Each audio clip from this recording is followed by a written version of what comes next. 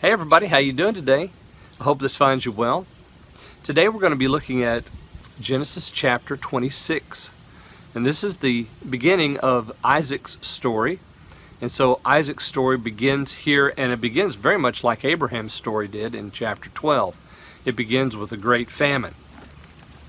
Chapter 26, verse 1. There was a famine in the land beside the first famine that was in the days of Abraham. So we know that there's extreme dearth going on, no rain, and if it doesn't rain over there, they're in trouble. You can't grow any crops, there's no water for people, it's bad news. And so they're in a great distress, and in Abraham's story, he goes down to Egypt. That's where he looks for his help. Remember what the psalmist said in Psalm 121.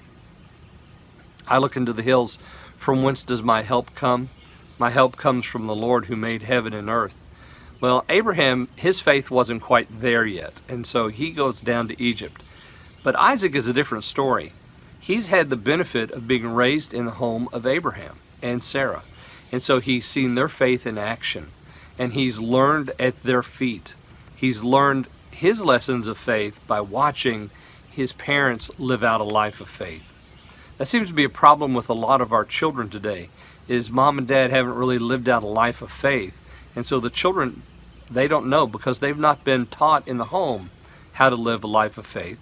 They've not been taught by example how to pray and how to read the Bible and how to have a devotional life and all the rest. And so they're not ready for famine. But Isaac was, because he saw all these things in his father Abraham.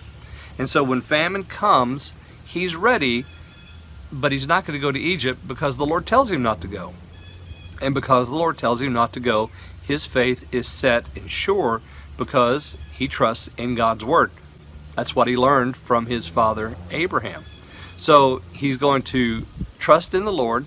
He's going to stay in the land. And you'll notice there in verse 2, the Lord said to him, do not go down into Egypt. Dwell in the land which I shall tell thee of. Sojourn in this land, and I will be with thee. What a wonderful promise. Now, remember, this is not an easy promise because he's hearing the voices of all the distressed in the land. He's hearing everybody complain. He's seeing the suffering that they're under. All of that's happening in the land of Egypt, or in the land of Canaan. And so while all this is happening, of course, he's a husband and he's a father and he has a house and he has people that he's employing.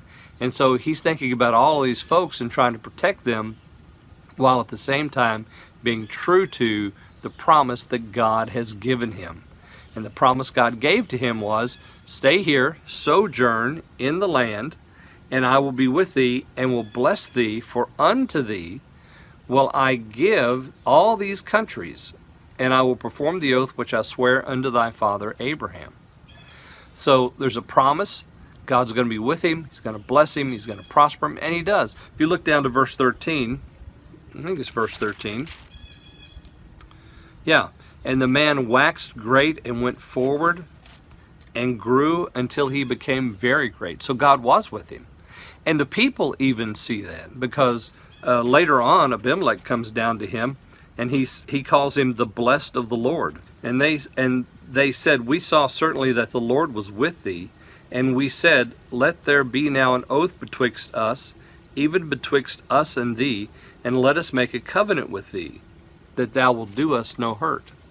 So they saw that God had blessed him, that God was with him, and they wanted in on that.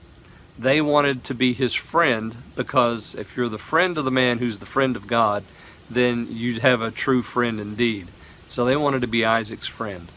All of this happens because Isaac believes the promise. He trusts the Lord and he stays put.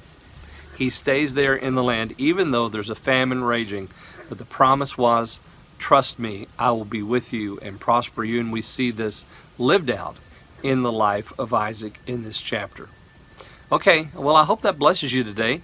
And I pray that you'll be blessed on this day and this coming weekend, that we'll gather together at church and have a wonderful time of fellowship and an exciting time of worship. God bless you all. I'll see you soon.